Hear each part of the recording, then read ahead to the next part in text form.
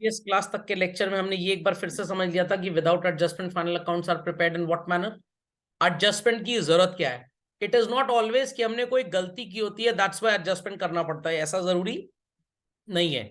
The reason is कि आपने कुछ ट्रांजैक्शंस को रिकॉर्ड तो किया but it is not in compliance with the accounting policies, accounting rules, accounting principle, इसलिए उनकी मरम्मत करनी पड़ती है।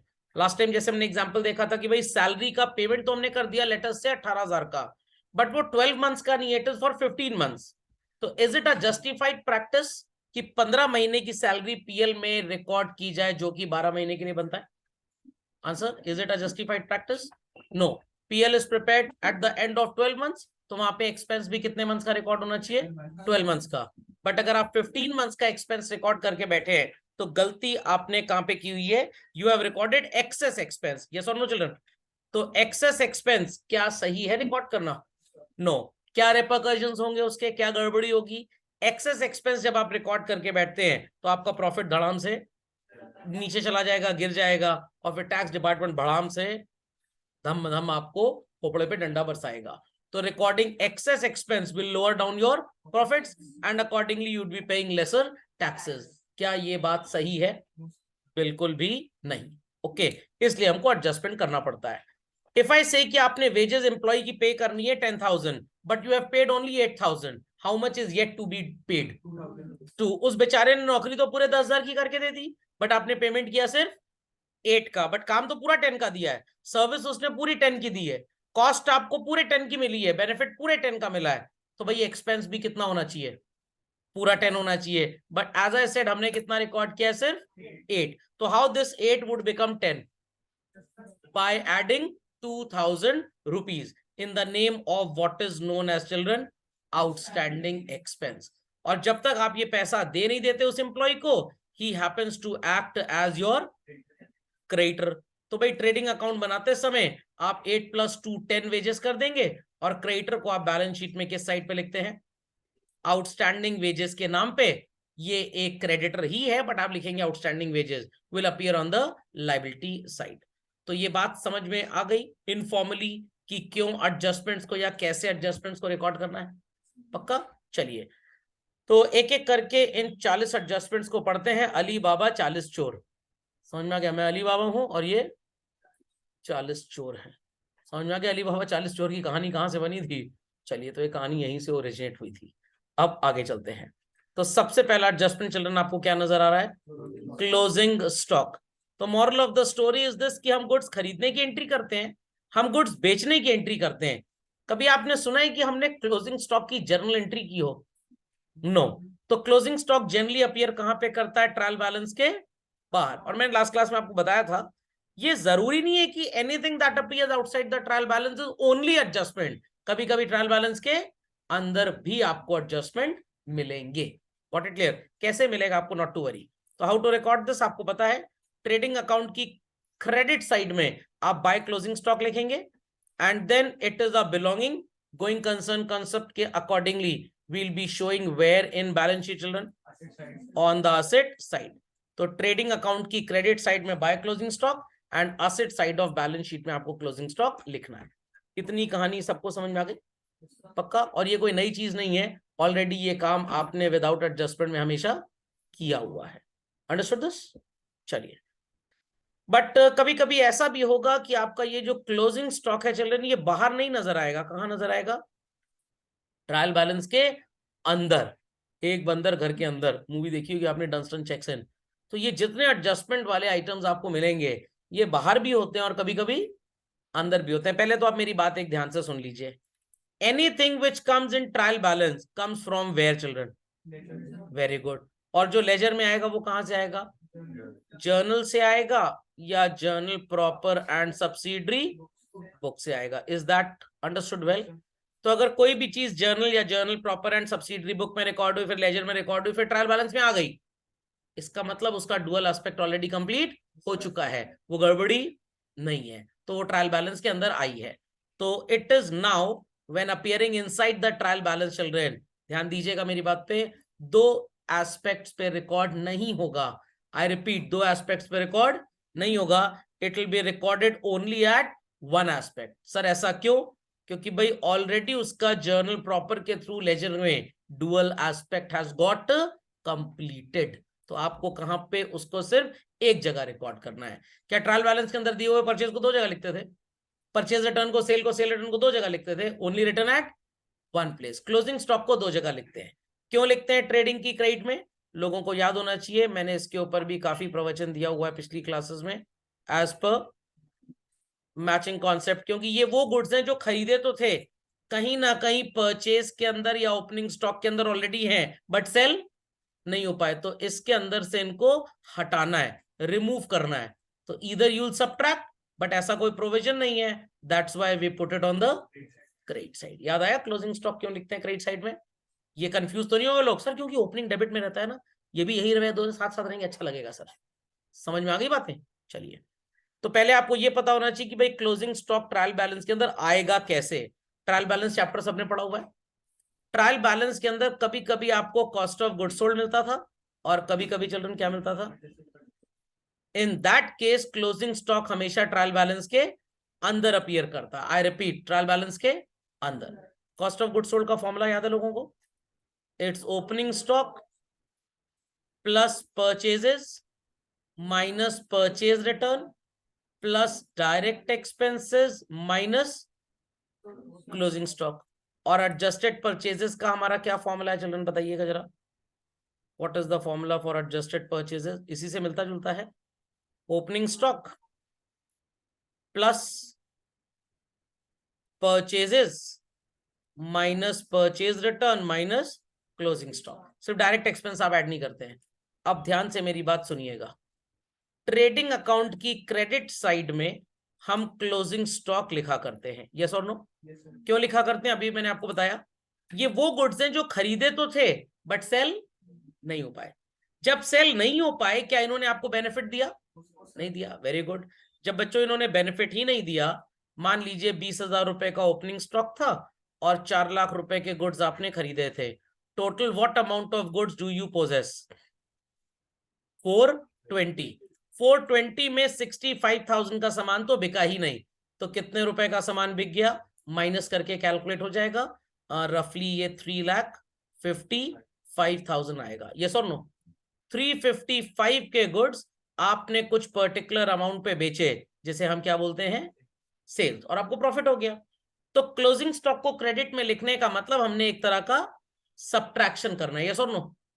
जब आप सीओजीएस का फॉर्मूला अप्लाई कर रहे थे तो आपने क्लोजिंग स्टॉक को क्या किया था? सब्ट्रैक्ट। जब आप एडजस्टेड परचेज का फॉर्मूला अप्लाई कर रहे थे, then to what we did with closing stock? Subtract. तो भाई जब सब्ट्रैक्शन वाली कहानी हो चुकी है ऑलरेडी, तो क्या हमें इसे माइनस करने की जरूरत है? नो। आप अपने ट्रेडिंग अकाउंट में डायरेक्टली लिख देंगे to cost of goods sold, या आप लिख देंगे to adjusted purchases. I repeat, to adjusted purchases. COGS calculate करते टाइम ऑलरेडी क्लोजिंग स्टॉक क्या हो चुका है बच्चों? सब्ट्रैक्ट। एडजस्टेड परचेज कैलकुलेट करते टाइम भी क्या हो चुका है? सब्ट्रैक्ट। और जब आप क्लोजिंग स्टॉक को क्रेडिट साइड में लिखते थे तो भी लॉजिक क्या अप्लाई करते थे? सब्ट्रैक्ट। तो मैथमेटिकली वो ऑलरेडी सीओजीएस के अंदर सब्ट्रैक्ट होकर ही आया है, क्या फिर से लिखने की जरूरत है? नो। तो अब क्लोजिंग स्टॉक सिर्फ और सिर्फ कहां पे अपीयर करेगा? On the asset side of balance sheet. ये लॉजिक सबको समझ में आ गया? और ये लॉजिक शायद हम लोग ने पढ़ा था जब हम फाइनल अकाउंट्स पढ़ रहे थे, अगर लोगों को याद हो तो। रिमेम्बरिंग? चलो रिमेम्बरिंग। चलिए, जो लोग भूल गए हैं वो बादाम खाएं, भूलने की बीमारी जो होगी वो सही हो जाएगी। मैं बाय द टाइम आपको शो कर देता हूँ स्ट्रक्चर, हमने इसको रिकॉर्ड कैसे किया था। Just hold on, just hold on. चलो, screen is being set up in front of you, और आपको समझ में आ जाएगा कि जब COGS and what is called as adjusted purchases दिया होता है, तो आप क्लोजिंग स्टॉक को ट्रायल बैलेंस में देखते हैं। देखिए, नजर आ रहा है सबको? ट्रेडिंग अकाउंट की डेबिट साइड में children, are you able to see what is called as to adjusted purchases and to COGS? Alternative trading account मेरा स्क्रीन पे। क्या दोनों ही कंडीशंस में क्रेडिट साइड में बाय क्लोजिंग स्टॉक नजर आ रहा है? क्यों नहीं नजर आ रहा? क्योंकि already adjusted purchase find out करते time you have got it subtracted. एक इसके ऊपर क्वेश्चन भी शायद किया गया था, ये देखिए नजर आया। ये पूरा ट्रेडिंग अकाउंट है जहां क्लोजिंग स्टॉक है। ये एडजस्टेड परचेज और सीओजीएस जिसपे लिखा हुआ है, क्या यहाँ पे आपको क्लोजिंग स्टॉक नजर आ रहा है? एब्सोल्युटली नॉट, क्योंकि ये ऑलरेडी मैथमेटिकली सबट्रैक्ट हो चुका है, तो फिर से लिखने की जरूरत नहीं है। तो now closing stock would appear where children? Only on the asset side of balance sheet. तो ये बात याद रखने वाली है। अगर क्लोजिंग स्टॉक ट्रायल बैलेंस के बाहर है तो it will be placed at two areas. एक जाएगा वो ट्रेडिंग की क्रेडिट में और दूसरा बैलेंस शीट की एसेट में। बट अगर वो ट्रायल बैलेंस के अंदर है बच्चों, तो सिर्फ और सिर्फ कहां जाएगा? बैलेंस शीट में। क्यों? क्योंकि सीओजीएस के थ्रू और एडजस्टेड परचेजेस के through that subtraction activity has already been done. और ये आपने क्वेश्चंस में एक्सपीरियंस किया भी है, और नहीं किया तो फिर अगले साल तो है 11वीं रिपीट। समझ में आ गई बात? चलिए, second, the adjustment is for what? Depreciation. दिमाग की बत्ती जलाइए मेंटोस खाए बगैर। मशीनरी की वैल्यू ट्रायल बैलेंस के अंदर कितनी अपीयर कर रही है? 1 लाख। करना था डेप्रीसिएशन चार्ज, बट हम ड्यूरिंग द सेशन ऐसा करना भूल गए। सर ये आप कैसे साबित कर सकते हैं भूल गए? भाई कॉमन सेंस के हिसाब से, अगर डेप्रीसिएशन की एंट्री की गई होती, it must have been appearing somewhere in journal proper, फिर वहां से उसकी लेजर पोस्टिंग होती, और लेजर पोस्टिंग के बाद उसका बैलेंस कहां आता? ट्रायल बैलेंस में। क्या ट्रायल बैलेंस में आपको डेप्रीसिएशन अकाउंट जैसा कुछ नजर आ रहा है? बिल्कुल नहीं।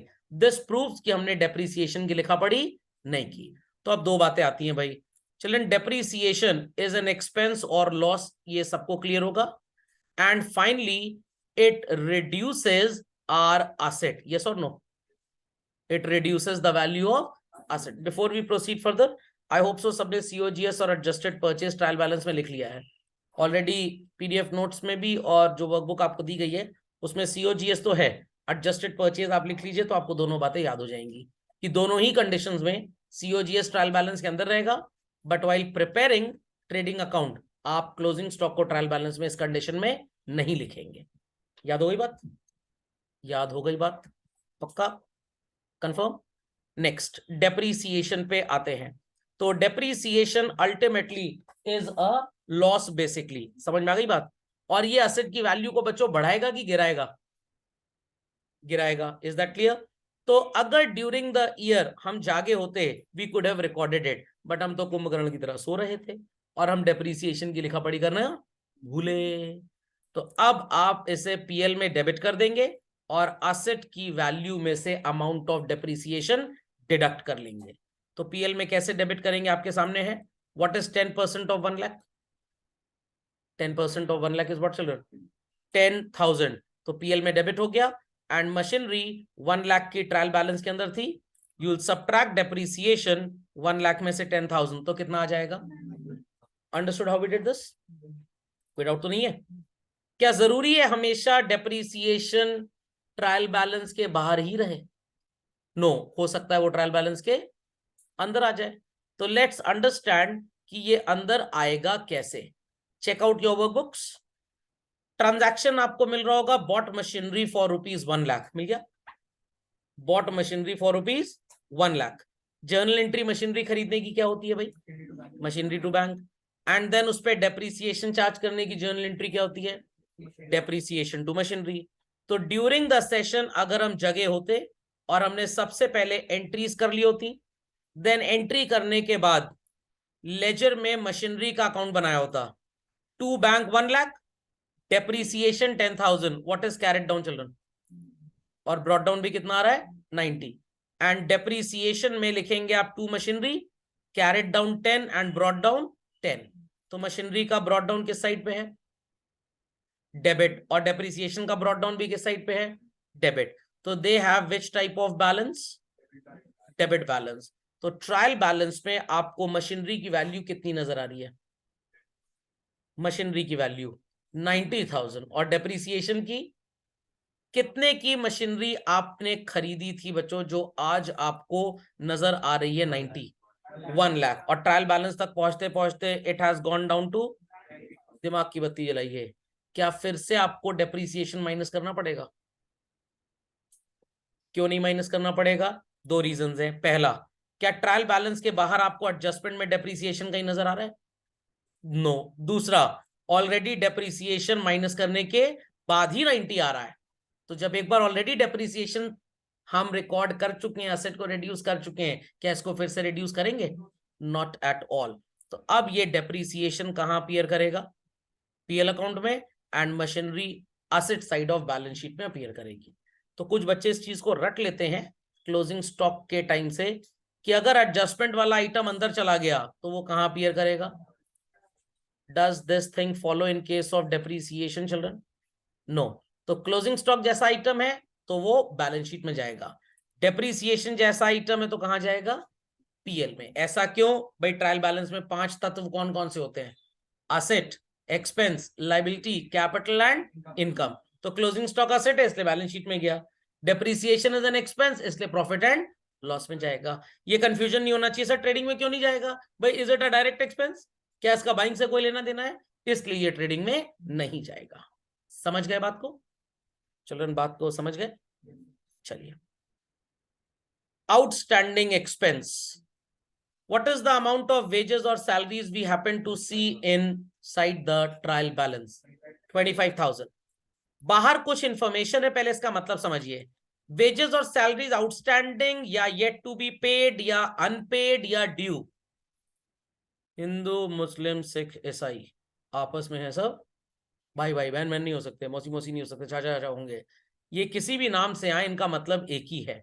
सो 5,000 रुपी का बेनिफिट हमें मिल चुका है। नौकर से काम तो इतना करवा लिया है, बेचारे को पैसे नहीं दिए। तो 25 is paid and service derived or received.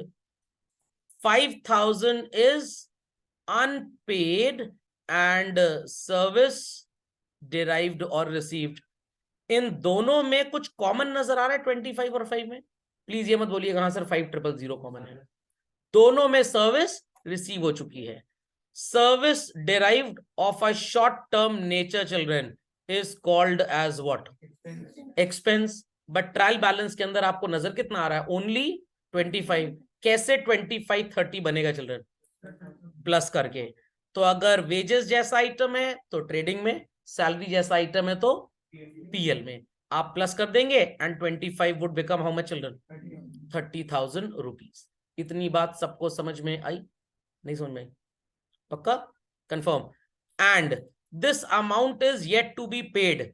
सो ये हमारे बिजनेस के लिए चिल्ड्रन एक ऑब्लिगेशन है या हमारी ओनरशिप है? Obligations in the business are called as what? Liabilities. So this would appear where in balance sheet children? Liability side. तो आप इतना कॉम्पोजिशन कॉपी कर लीजिए जो मैंने लिखा है, ताकि आपको ये बात क्लियर हो कि क्यों ऐड किया जा रहा है। Because if you right only 25 it would be said कि आपने एक्सपेंस की शॉर्ट रिपोर्टिंग की है। आई रिपीट चिल्ड्रन, एक्सपेंस की शॉर्ट रिपोर्टिंग की है। और अगर आप एक्सपेंस कम रिपोर्ट करेंगे तो आपकी अपनी ही बेवकूफी है ये, आपका प्रॉफिट बढ़ जाएगा और आपको टैक्स ज्यादा देना पड़ेगा। Please correct. तो आगे चलते हैं भाई। अब क्या जरूरी है कि आउटस्टैंडिंग एक्सपेंस जैसी चीज हमेशा ट्रायल बैलेंस के बाहर मिले? ये जरूरी नहीं है। It could appear inside. तो पहले समझते हैं how it could appear inside. भाई 25,000 वेजेस पे कर दिया, ड्यूरिंग द ईयर रिकॉर्ड कर लिया, क्या एंट्री बनी? Wages to bank. बाकी का 5,000 हमने पे नहीं किया, but during the year entry लिखना भी नहीं भूले। We have recorded that, last time भूल गए थे। क्या एंट्री बन गई? Wages to outstanding wages. Very good, excellent answer. Wages account में आप दो पोस्टिंग्स करेंगे, to bank as well as to outstanding wages. Carried down brought down कितना आ जाएगा? 30।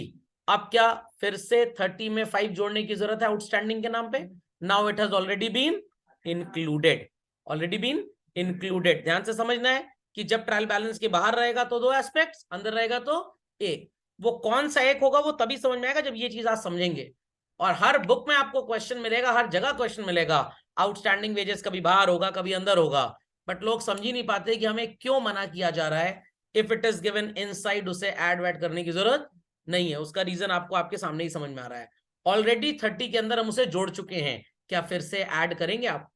Not at all. और किसी बुक में ऐसा कंटेंट मिलेगा भी नहीं आपको क्योंकि इसको जर्नल और लेजर से ही लिंक किया गया है।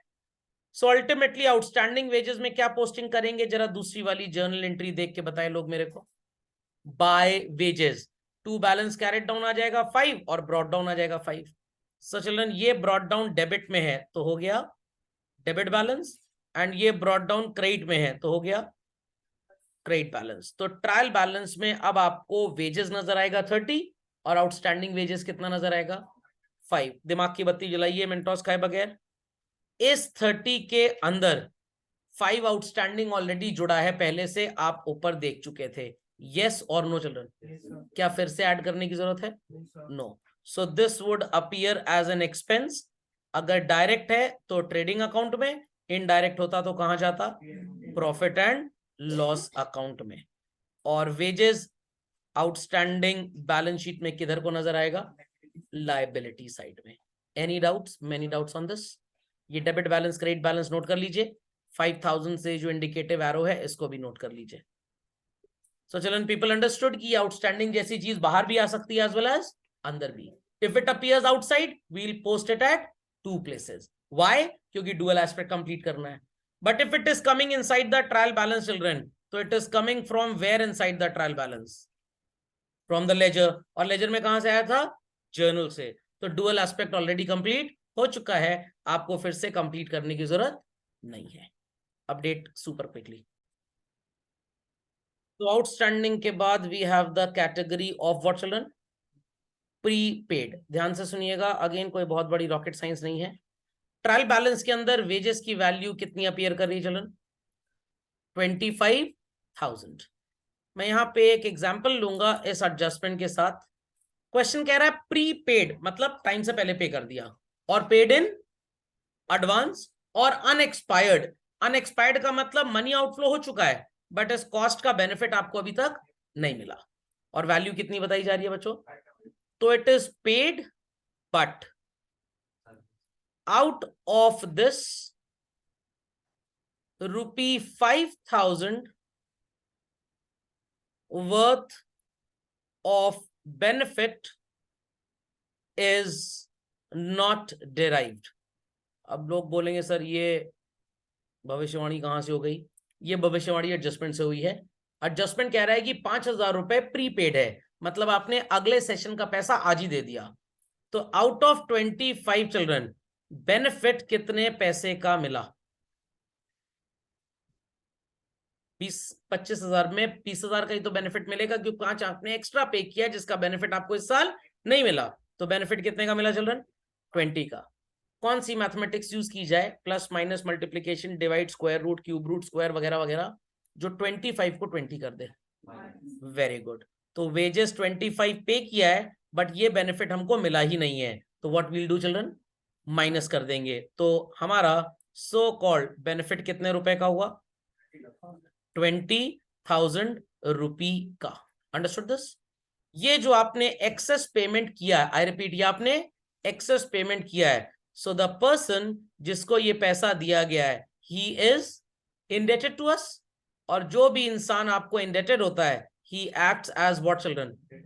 डेटर। एंड डेटर्स कहां अपीयर करते हैं? बैलेंस शीट में। तो ये प्रीपेड एक्सपेंस के नाम पे एसेट साइड पे अपीयर करेगा। समझ में आ गया how this adjustment is so called given अंजाम एज? हाँ, अगर सैलरी होता तो पीएल में यही काम करते जो आपने ट्रेडिंग में किया हुआ है। Got it clear? तो मैंने इसीलिए यहाँ पे 2 वेजेस अकाउंट लिखा है। ओके, वेजेस ओब्लिक सैलरी नहीं लिखा, नहीं तो लोग ये सोचते हैं कि वेजेस सैलरी अब क्या एक साथ हो गया इस चैप्टर में। अभी तक उनका डाइवोर्स चल रहा, तब शादी हो गई फिर से। ओके, सैलरी जैसा आइटम होगा, रेंट हो सकता है, इंश्योरेंस हो सकता है, सो कॉल्ड एडवर्टाइजिंग हो सकता है, कुछ भी हो सकता है।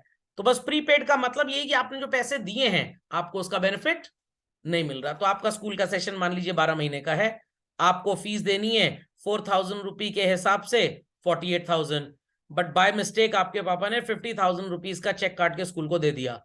क्या स्कूल वाले कहेंगे ठीक है 15 दिन 12th क्लास में आके बैठ जाना? नो। तो how much excess fee have been given by your father to the school? 2,000। तो स्कूल उस फी को अगली फीस में एडजस्ट करेगा। मान लीजिए 12th की फीस भी 48 है, तो अब आपसे 12th में कितनी मांगी जाएगी? 2,000 पिछली वाली एडजस्ट हो जाएगी, 46 मांग ली जाएगी। Understood this? तो इस साल आपने पे तो किया 50 बट बेनिफिट कितने का मिला? तो कैसे आपका 5048 बनेगा? 5048 कैसे बनेगा? माइनस करके। तो 25 आपने पे किया था, बट 5000 का पेमेंट ऐसा है, तो पैसे तो गए हैं, बट सर्विस कब मिलेगी? अगले साल। तो आपका एक्सपेंस का अमाउंट कितना हुआ चिल्ड्रन? ओनली 20। अब आप कहेंगे सर लिखे रहने दीजिए, क्या फर्क पड़ता है?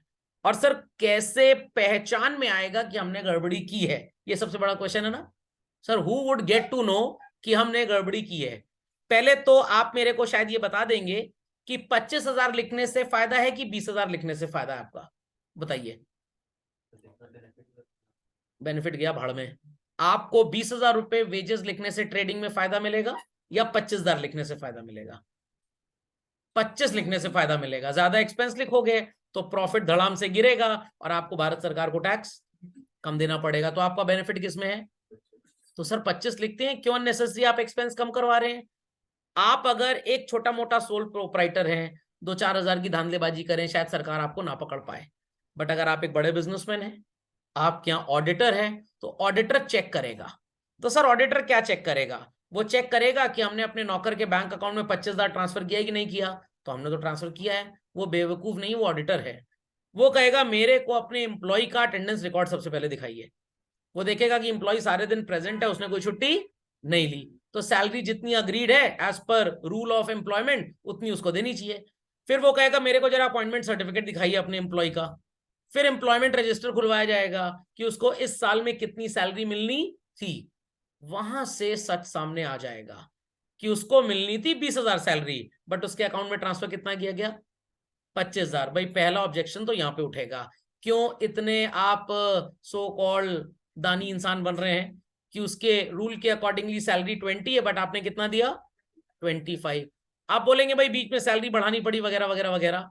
बढ़ानी पड़ी तो उसका कोई नोटिफिकेशन होना चाहिए आपके रिकॉर्ड्स में, ऐसा कोई नोटिफिकेशन है नहीं। लॉजिक समझ में आ गया? आपने कोई मीटिंग वगैरह कंडक्ट की जहां पे डिसाइड किया गया कि भैया 20 को 25 किया जाएगा, ऐसा भी कुछ नहीं है। तो हम ये मानेंगे कि आपने टैक्स चोरी करने के लिए ज्यादा पैसा उसके अकाउंट में ट्रांसफर किया। फिर आपने एम्प्लॉय से बोला बेटा कैश निकाल लो पूरा अपने खाते से और लाओ 5,000 रुपये मेरे को वापस कर दो। बात समझ आ रही है? और आपने 5,000 रुपए से अपने घर की पार्टी इंजॉय की है। तो ये ड्रॉइंग्स है आपकी, जिसको आपने क्या दिखा दिया? एक्सपेंस। तो ये फ्रॉड है। तो हम ये मान के चलते हैं कि आपका एक्सपेंस 25 नहीं है, इट इज ओनली 20। तो एक्सपेंस को कम करेंगे ताकि प्रॉफिट बढ़े और टैक्स ज्यादा हो। अब समझ में आया? What I every time keep on saying compliance के हिसाब से नहीं, इसलिए एडजस्ट करना पड़ता है। ये है वो कंप्लायंस। और इसी तरीके से ऑडिटिंग होती है, एक एक रिकॉर्ड चेक किया जाता है बेसिकली। Understood this? पक्का? तो सबको समझ में आ गया क्यों माइनस कर रहे हैं? And then we'll be showing it where in balance sheet children? On the asset side. क्यों असेट साइड पे शो करेंगे? Because the person is indebted to us. तो प्लीज इतना part of the content note down कर लीजिए। चलिए next. हो सकता है ये जो प्रीपेड जैसी स्टोरी है ये ट्रायल बैलेंस के बाहर एज एन एडजस्टमेंट तो आएगी, बट मेनी अ टाइम्स हो सकता है ये अंदर आने की बजाय, सॉरी बाहर आने की बजाय अंदर आ जाए। कैसे? वेजेस पेड की जर्नल एंट्री क्या है बच्चों? वेजेस टू कैश और बैंक। प्रीपेड वेजेस की मैंने आपको एक एंट्री बताई थी, prepaid wages to cash, but बोला था वो उस एंट्री को मत करिएगा, फाइनल अकाउंट पढ़ते समय प्रॉब्लम आ जाएगी अगर किसी को 6-7 महीने पुरानी बात याद हो तो प्रीपेड वेजेस की एंट्री आपको क्या नजर आ रही है? Prepaid wages to wages. तो वेजेस अकाउंट में आप पोस्टिंग करेंगे to bank and sorry to bank, हाँ टू बैंक ठीक है, मैंने सोचा आउटस्टैंडिंग बुला रहा हूं मैं, sorry. And by prepaid wages. तो how much money have we paid children? उसमें से 5 तो एक्स्ट्रा है। तो सिर्फ और सिर्फ करंट ईयर में जो भी आपको बेनिफिट मिलना है, it is of how much amount. तो समझ में आया? Accounting is an art of recording classifying. तो कैसे 25-20 बन गया आपका? अब डेफिनेशन समझ में आ रही है? लोग सोचेंगे कितना अजीब है, डेफिनेशन हर सब्जेक्ट में पहले पढ़ाई जाती है, बट समझ में कब आती है? जब वो सब्जेक्ट आप काफी दिन तक पढ़ लेते हैं। जो डेफिनेशन मतलब थोड़ा सा डेफ रहना है स्टार्टिंग में। ओके चलिए। तो 20,000 रुपए आपका अमाउंट ऑफ एक्सपेंस रिकॉर्ड हो गया। प्रीपेड वेजेस अकाउंट में आप क्या पोस्टिंग करेंगे children? To wages, carried down 5 and brought down 5। तो आपको डेबिट बैलेंस कितना नजर आ रहा है यहां पे? प्रीपेड वेजेस में बच्चों डेबिट बैलेंस कितना नजर आ रहा है? 5,000 का। और वेजेस अकाउंट में कितना नजर आ रहा है 20। तो ट्रायल बैलेंस में how much amount do you find in front of wages 20, but payment कितना किया था हमने एट द वेरी बिगिनिंग बच्चों। कैसे ये 25-20 बना, बात समझ में आ गई। तो अब क्या आपको प्रीपेड वेजेस फिर से माइनस करने की जरूरत है फॉर गेटिंग 20,000 जैसे लास्ट टाइम किया था? नो, वो अकाउंटिंग साइकिल के थ्रू 25 -5 एंड 20 ऑलरेडी हो चुका है। खोपड़े में बात गई या नहीं? पक्का? तो ऑलरेडी चिल्ड्रन ये वैल्यू रिड्यूस हो चुकी है। Do we need to subtract it again? The answer is a very big no. So this would appear on the debit side of trading account क्योंकि एक्सपेंस है, और ये बैलेंस शीट में कहां पे अपीयर करेगा? असेट साइड में। तो ये बात क्लियर हो गई। तो एक झटपट रिवीजन करते हैं। क्लोजिंग स्टॉक अगर अंदर अपीयर कर रहा है तो बैलेंस शीट में जाएगा। आउटस्टैंडिंग एक्सपेंस अगर अंदर अपीयर कर रहा है तो भी बैलेंस शीट में जाएगा। प्रीपेड एक्सपेंस अंदर अपीयर कर रहा है तो भी बैलेंस शीट में जाएगा। बट क्या डेप्रीसिएशन के साथ ऐसा था? नो, डेप्रीसिएशन के साथ ऐसा नहीं था। तो पहली चीज तो रटिएगा मत कि जो चीज ट्रायल बैलेंस के बाहर है वो हमेशा बाहर ही रहेगी, वही एडजस्टमेंट अंदर कभी आ ही नहीं सकती, ऐसा कभी नहीं है। हाँ, this is for taken granted. जो बाहर है it will be recorded at 2 places, जो अंदर है ऑलरेडी उसका डुअल एस्पेक्ट कंप्लीट हो चुका है, it will appear eight 1 places. 99% बच्चा इसमें कंफ्यूज रहता है क्योंकि जनरली टीचर्स ये बात बताते ही नहीं है कि अगर आउटस्टैंडिंग एक्सपेंस अंदर आ गया तो क्या करना है ट्रायल बैलेंस के। प्रीपेड वेजेस ट्रायल बैलेंस के अंदर आ गया तो व्हाट टू डू, उसको ये सिखाया जाता है बेटा क्लोजिंग स्टॉक का एडजस्टमेंट है ना, ट्रेडिंग की क्रेडिट में लिखना, बैलेंस शीट की एसेट में लिखना। आउटस्टैंडिंग एक्सपेंस का एडजस्टमेंट आएगा, ऐड कर देना एक्सपेंस में और बैलेंस शीट में लिख लेना। प्रीपेड का आएगा तो माइनस कर देना एंड बैलेंस शीट में लिख देना। डेप्रीसिएशन का आएगा तो पीएल में डेबिट कर देना एंड बैलेंस शीट में लिख देना। बेचारे ने एकदम भयंकर च्यवनप्राश खा के रट लिया इसको। अब आ गया ट्रायल बैलेंस के अंदर डेप्रीसिएशन, ट्रायल बैलेंस के अंदर क्लोजिंग स्टॉक, ट्रायल बैलेंस के अंदर प्रीपेड एक्सपेंस, ट्रायल बैलेंस के अंदर आउटस्टैंडिंग एक्सपेंस। क्या स्टिल आप ये 2 दूनी 4 वाला नौटंकी करेंगे? Now it will appear eight 1 place. तो टेक इट फॉर ग्रांटेड, हर वो आइटम एडजस्टमेंट का जो अंदर आ गया वो 5 कैटेगरीज में किसी एक को बिलोंग करेगा ही करेगा। Asset, expense, capital, liability and income. Post it accordingly, काम खत्म। सुनाई पड़ी बात? पक्का? 99% of the time you must have heard हमें डायबिटीज है, चीनी थोड़ी सी कम देना। देना ही मत, नहीं तो पता लगा कुछ दिन बाद चीनी चीनी मिले घर में खाने को लोगों को 13 दिन बाद। क्या जरूरी है कि डायबिटीज हमेशा ज्यादा शुगर या इंसुलिन की ओवरडोज से ही होता है? मेनी अ टाइम्स अंडरडोज से भी हो जाता है। आप एकदम ही बचपन से मीठा खाते ही नहीं, मान लीजिए, भगवान न करे ऐसा हो आपको, this could also be the cause of diabetes. Got it clear? Insulin जैसा जो सो कॉल्ड केमिकल हमारी बॉडी में गड़बड़ाता है दैट कॉजेज डायबिटीज। तो इंसुलिन ज्यादा हो जाएगा तो भी डायबिटीज होगा, इंसुलिन कम होगा तो भी डायबिटीज होगा। क्या हमेशा इंसान की डेथ ब्लड प्रेशर बढ़ने से ही होती है? नो, ब्लड प्रेशर कम हो जाएगा तब भी डेथ हो जाएगी। समझ में आ गया? हार्ट बीट बहुत तेज हो जाए, लेट अस से 72 पल्सेस पर सेकंड होनी चाहिए, पर मिनट होनी चाहिए, व्हाटसोएवर इट इज, और वो हो गई 720 तो भी निपट गए। और अगर 7.2 होगी तब भी निपट जाएंगे, सोते ही रह गए, उठे ही नहीं, अलार्म बजे जा रहा है बजे जा रहा है, automatically by default alarm snooze होना, इंसान स्टॉप हो गया है। अंडरस्टैंडिंग और नॉट? अंडरस्टैंडिंग और नॉट? क्या एक्सीडेंट हमेशा तेज चलने की वजह से होता है? जहां वन वे ट्रैफिक होता है दिल्ली मुंबई, धीरे चलने की वजह से होता है, पीछे ठोक देता है आगे। लॉजिक समझ में आया?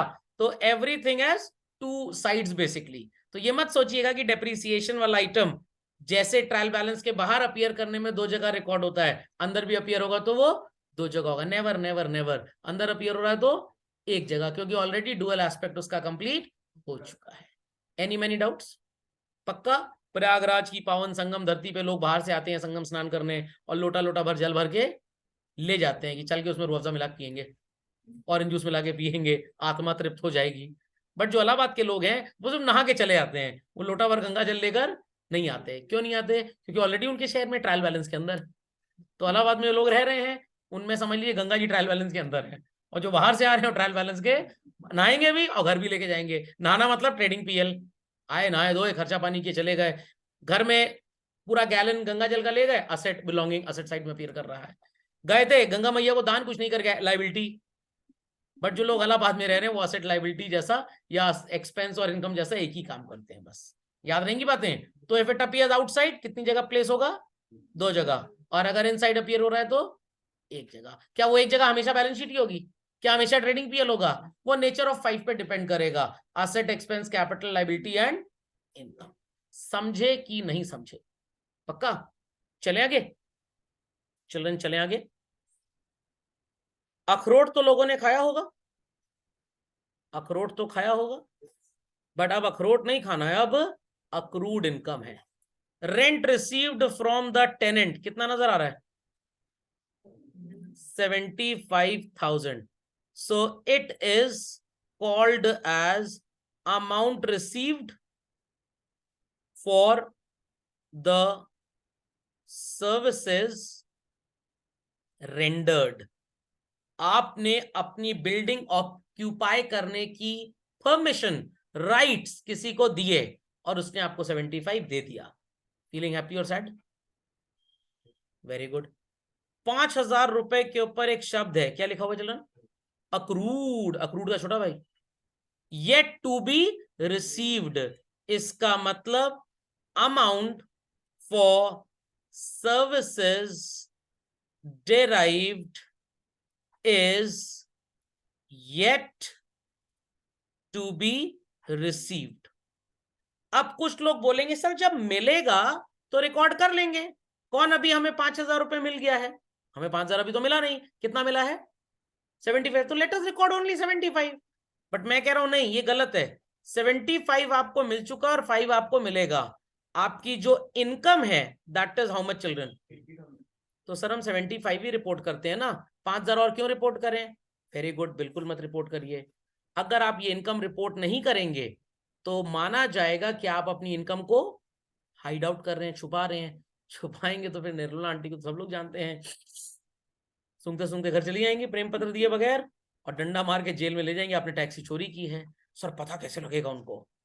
ऑडिटर जब आए, ये सर आपका ऑडिटर का हर जगह चलाता है, इसके पास और कोई काम नहीं है क्या? अरे इसका काम ही यही है, ये पुलिस ऑफिसर है एक तरह का अकाउंटेंट्स का। तो ऑडिटर कहेगा भाई किराएदार ने 75 दिया है और कितना पैसा उससे लेना बाकी है? नहीं नहीं हमको सब मिल चुका है, कोई लेना बाकी नहीं है। अच्छा जरा अपना रेंट अग्रीमेंट दिखाओ। रेंट अग्रीमेंट में साफ साफ लिखा था for the period starting from 1st April 22 to 31st March 23 the total amount of rent would be rupees 80,000।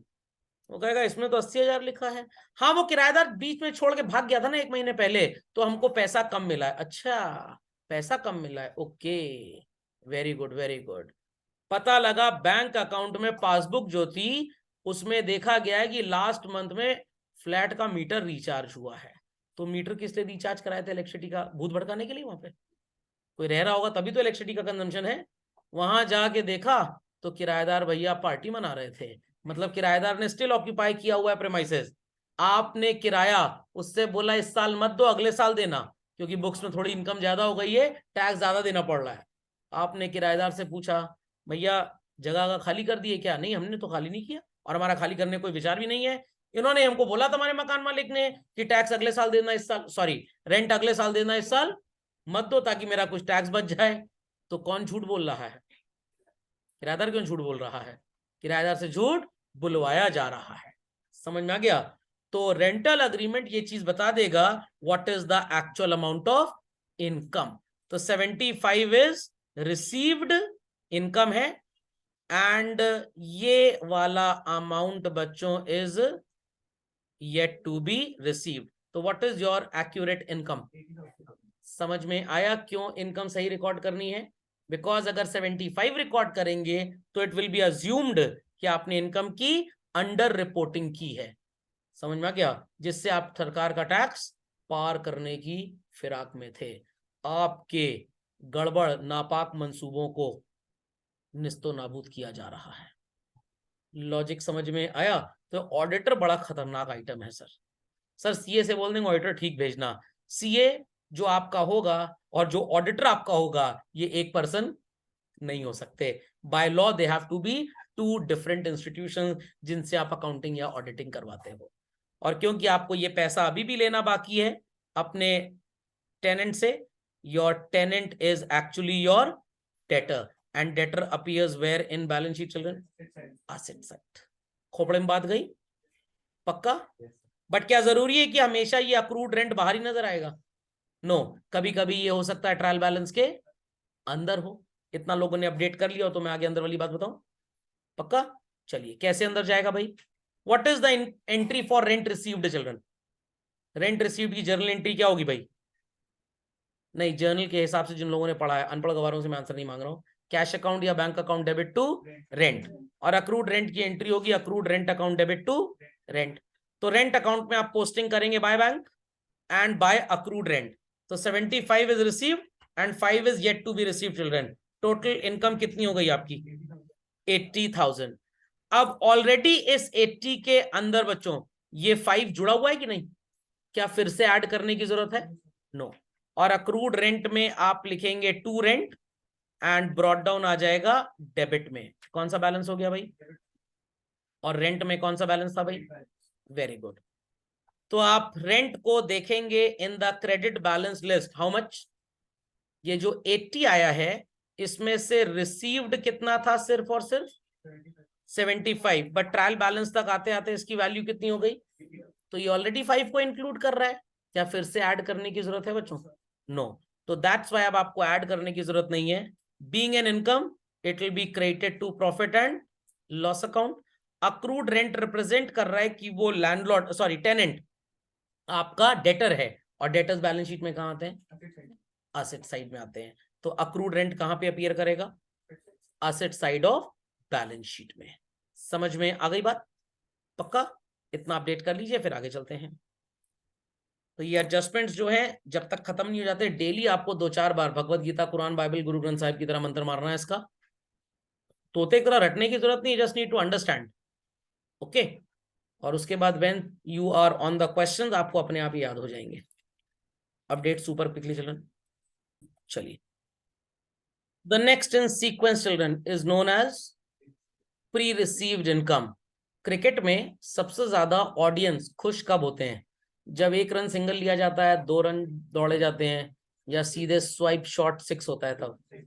तो ये 6 एडजस्टमेंट्स ऐसे हैं जो दुल्हन की मांग का सिंदूर है चिल्ड्रन। आएंगे ही आएंगे हर क्वेश्चन में, आप इनसे अछूते रह ही नहीं सकते।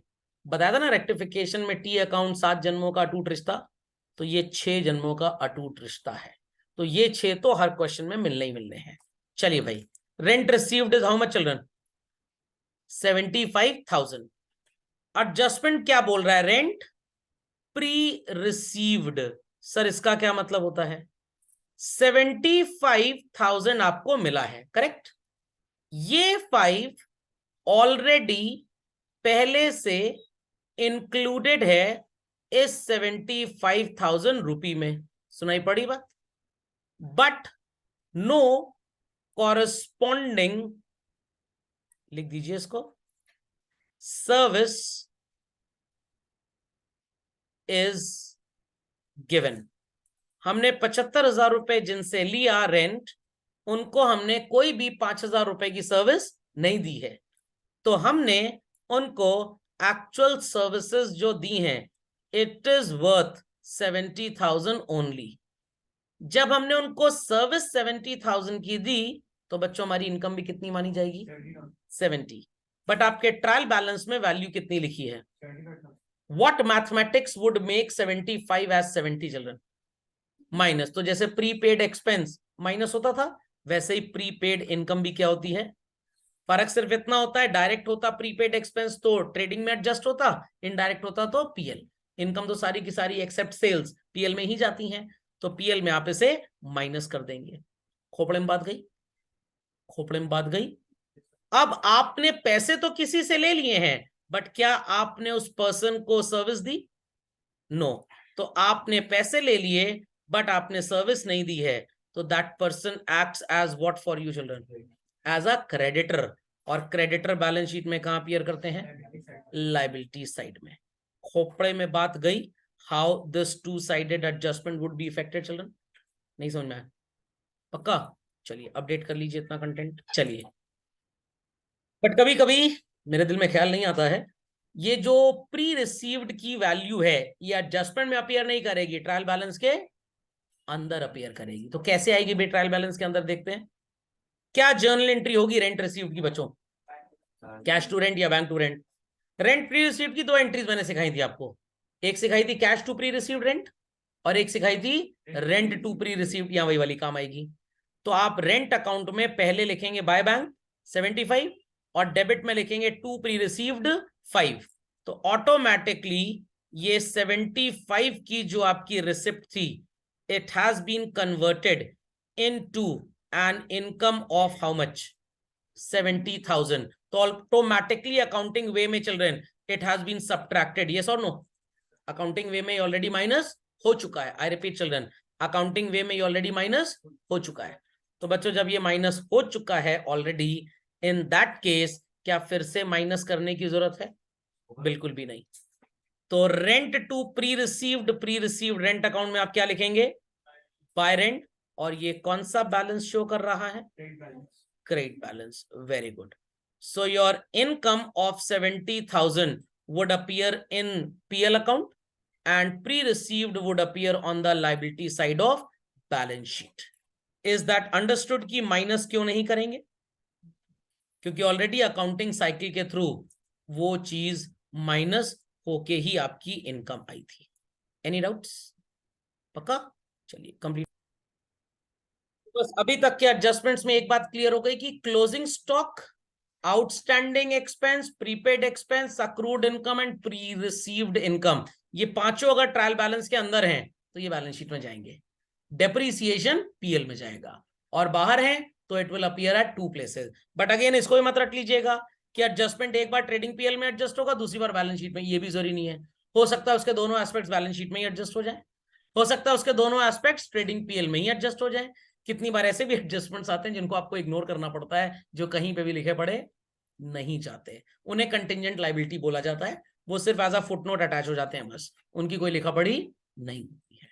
इतना समझ गए सब लोग? चलिए, तो अगली क्लास में we'll continue with the adjustment for interest on capital. ठीक, जितने पढ़ाए हैं इनकी रीडिंग ठीक से कर लीजिएगा।